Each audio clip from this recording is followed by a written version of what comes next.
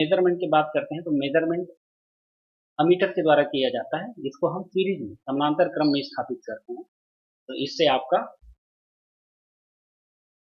Current की measurement हो जाती है। नेक्स्ट आपका टॉपिक है इलेक्ट्रिकल पावर।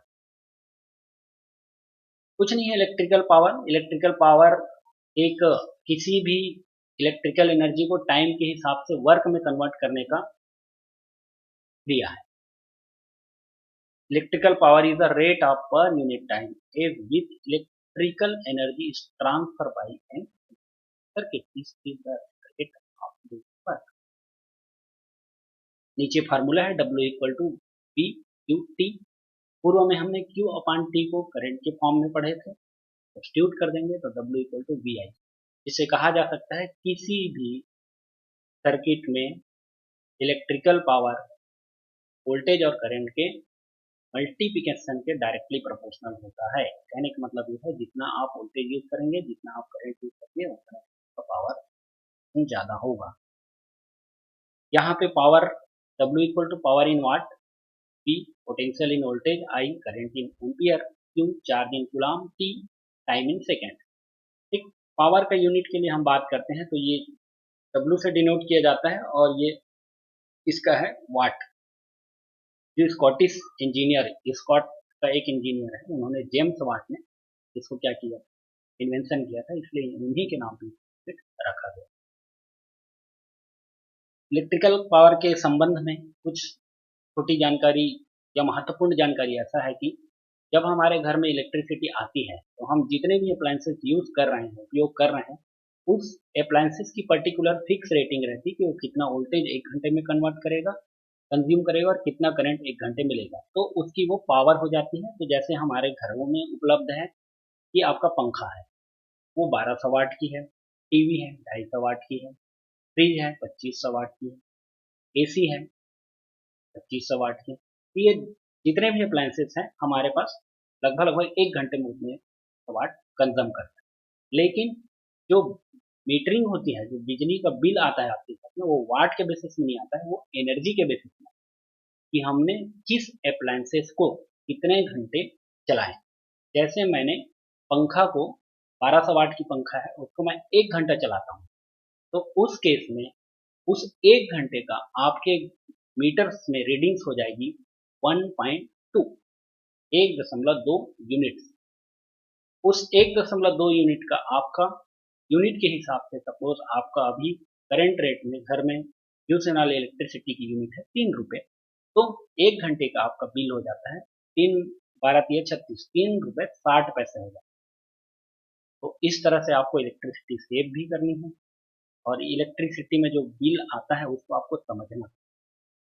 ये आपका इलेक्ट्रिकल पावर है। नेक्स्ट है आपका किरचॉफ्स लॉ। तो सिंपल सी बात है, किसी भी वर्क को करने से पहले एक नियम की जरूरत पड़ती है, एक फार्मूला की जरूरत पड़ती है। किसी भी चीज़ को एनालाइज करने से पहले फॉर्मुलेशन जरूरी है, नियम जरूरी है।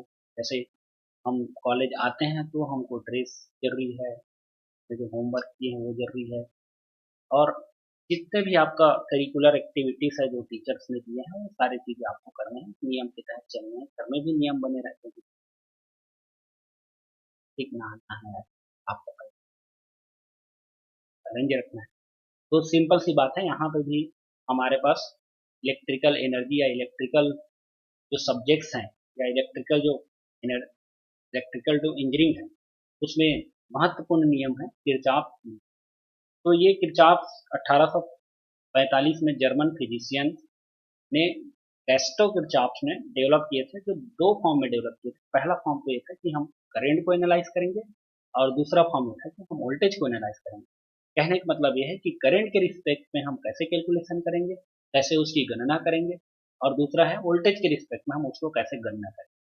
तो बेसिकली ये गणना के फॉर्म में है। तो फर्स्ट लॉ है आपका द करेंट लॉ, है ना, KCL, Kirchhoff's current law.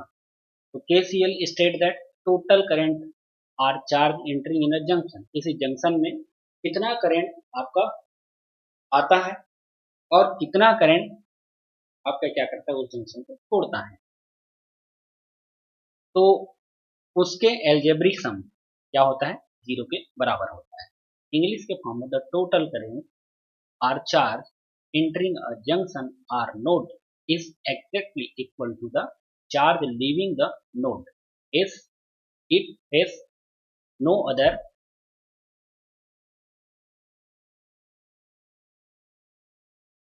place to accept to go the leave the charge। ठीक है, नेक्स्ट इसके कुछ एग्जांपल्स हैं।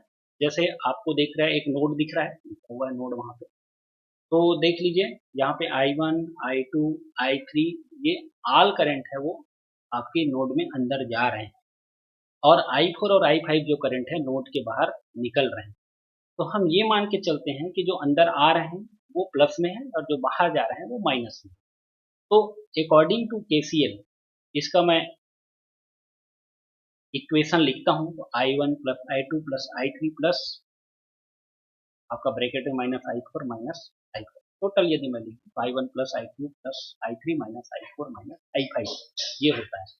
एक सिंपल हम सामाजिक एग्जाम्पल के तौर पे ले लेते हैं कि आपके मंथली पॉकेट मनी सपोज 100 रुपये मिल रहा है, तो आपने पापा से तो अचानक लगा कि भैया भी 50 रुपये दे सकते हैं, तो आपने 50 रुपये, मम्मी से 30 रुपये ले लिए, तो टोटल आपकी कैलकुलेशन हो जाती है आने वाली चीज़ों की 180 180 रुपये। अब आप इस 180 रुपये को कितने भी जगह खर्च कर लो, 3 जगह खर्च किए, 4 जगह खर्च, 5 जगह खर्च किए, तो आउट गोइंग है टिल द एंड जितने जगह आप खर्च किए। फॉर द एग्जाम्पल 100 रुपये का आपने रिचार्ज करा लिया मोबाइल दुकान जाके, 20 रुपये का चॉकलेट ले लिए, और जो बचे 60 रुपये हैं उस 60 रुपये का डिफरेंट डिफरेंट अपने अदर एक्टिविटीज़ में खर्च कर लिए, पेन ले लिए, कॉपी ले लिए, स्टेशनरी दुकान में खर्च, 3 जगह खर्च किए, तो टोटल आउट गोइंग हो गई आपकी, है ना, 100 रुपया, 20 रुपया और 60 रुपया, टोटल 180 आया, उतना आपका चला गया। सिंपल सी बात है, आपका जो पॉकेट मनी है, आपका पॉकेट है, उसको नोट मानिए और आने वाले पैसे को प्लस में कीजिए और जाने वाले खर्च करने वाले पैसे को माइनस में कीजिए, तो टोटल टिल एंड दोनों के लिए ब्रिक सम करोगे तो आपका क्या हो जाता है, 0 के बराबर हो जाता है। ये होता है KCL का basic use. Kirchhoff second law that is the voltage law, Kirchhoff voltage law बोलते हैं, इसमें if any close loop network the total voltage around the loop is equal to sum of all voltage drop within the same loop which is also equal to 0। मतलब यह है कि किसी भी close loop में जितने भी energy source हैं, जैसे बैटरी 1 बैटरी 2 बैटरी 3 जितने भी लगा लो, वहां पे वोल्टेज ड्रॉप जितने रहेंगे दोनों का एल्जेब्रिक सम क्या होगा, 0 होगा। अब यहाँ पे जो एनर्जी सोर्स है, वोल्टेज या बैटरी है, उसको हम प्लस में लेंगे क्योंकि ये सोर्स है, आने वाली है, और ड्रॉप जिसको हम यूज कर रहे हैं जिसको हम क्या लेंगे, माइनस में लेंगे। दोनों के एल्जेब्रिक सम जब हम करते हैं तो ये 0 के बराबर होगा। ये प्रैक्टिकल सर्किट है आपका, जिसमें R1 R2 R3 आपका क्या है, वोल्टेज ड्रॉप है, और E1 और E2 आपका क्या है, एनर्जी सोर्स है। तो E1 minus I R2 minus I R3 minus E2 minus I R1 that is the total equal to 0। कहने का मतलब ये जितने भी ड्रॉप्स हैं वो क्या हो गए, आपके माइनस हो गए, और एक E1 एनर्जी सोर्स है वो प्लस है, E2 एनर्जी सोर्स माइनस है। इस माइनस होने का कारण हम बताते हैं, हमने पहले ही पढ़ा था, वोल्टेज करंट निगेटिव से पॉजिटिव के लिए फ्लो होता है, करंट निगेटिव से पॉजिटिव के लिए फ्लो होता है। तो हम जब क्लॉकवाइज डायरेक्शन में स्टडी करते हैं तो E1 जो है पॉजिटिव जा रहा है, लेकिन इसको क्लॉकवाइज में घुमाने से E2 में पॉजिटिव से निगेटिव हो रहा है, तो करंट का डायरेक्शन माइनस होगा। ये थी KCL और KVL। अब रेजिस्टेंस, रेजिस्टेंस प्रतिरोध, resistance is a measure of the opposition to current flow.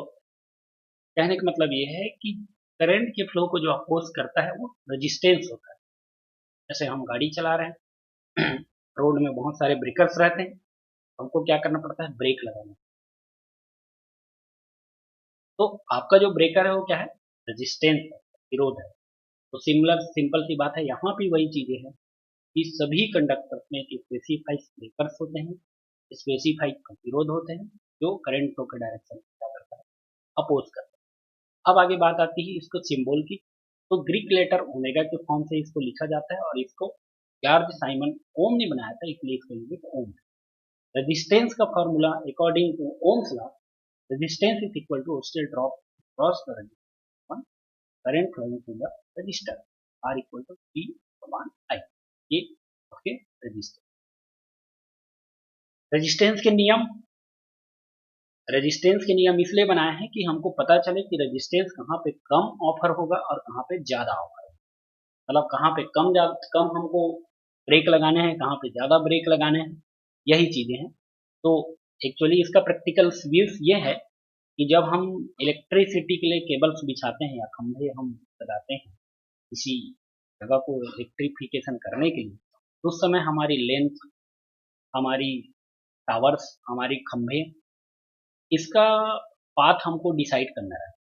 तो हम जितना छोटा से छोटा पाथ डिसाइड कर ले या बड़ा से बड़ा पाथ डिसाइड, उसके हिसाब से रेजिस्टेंस मिलेंगे, रेजिस्टेंस ऑफर होंगे, रेजिस्टेंस की वैल्यू बढ़ेगी या कम जाएगी। इसलिए हम रेजिस्टेंस के नियम पे पढ़ रहे हैं। तो पहला नियम ये कहता है it very directly if its length L. तो कहने का मतलब ये है जैसी आप लंबाई को बढ़ाएंगे रेजिस्टेंस, और कम करेंगे तो रेजिस्टेंस की वैल्यू कम होगी। It's very inversely proportional. दूसरा नियम ये कहता है it's very inversely is the cross section area. तो क्रॉस सेक्शन एरिया मतलब कहने का मतलब यह है किसी भी वायर की मोटाई, किसी भी वायर की मोटाई कितनी है उस पर डिपेंड करता है। तो जैसे क्रॉस सेक्शन एरिया ज्यादा है, इनवर्सली है, तो उल्टा होगा, तो रेजिस्टेंस आपको कम है। क्रॉस सेक्शन एरिया कम है तो आपको कम है। लेकिन ऐसा नहीं है कि आप घर में बहुत मोटा वायर लगा देंगे। सभी का एसआई स्टैंडर्ड के हिसाब से वहां पे कितने एमएम का वायर लगना है ये डिसाइडेड है। जैसे घर में 1 to 1.5 mm यदि नॉर्मल है तो, और एसी वगैरह लगा है तो 2 to 2.5 mm। 2.5 मतलब 2 mm से 2.5 mm, और घर में 1 mm से 1.5 mm, ये आपका। और यदि हीटर है तो फिर वो ज़्यादा बढ़ते जाए। इस टाइप से आपका एम एम डिसाइड है। Depend upon the nature of material, material की गुण पे भी निर्भर करती है। जैसे हमारे पास एल्यूमिनियम और कॉपर दो जनरली यूज करते हैं, तो डिपेंड करेंगे कहाँ पे हम यूज करना copper. Depend on the temperature, और उसके साथ साथ ही आपका तापमान पर भी। टोटल यदि मैं इन सबको मिला के लिखता हूँ तो R directly proportional A, R equal to rho L upon A, जहाँ पे रो है कोफिशिएंट ऑफ रेजिस्टेंस जिसको हम कहते हैं स्पेसिफाई रेजिस्टेंस आर रेजिस्टेंस, ये रो कि कितना ऑफर कर रहा है। डायग्राम में दो कंडक्टर दिखाए हैं, एक आपका लंबाई ज़्यादा है और दूसरा एरिया कम है। आर क्या होगा,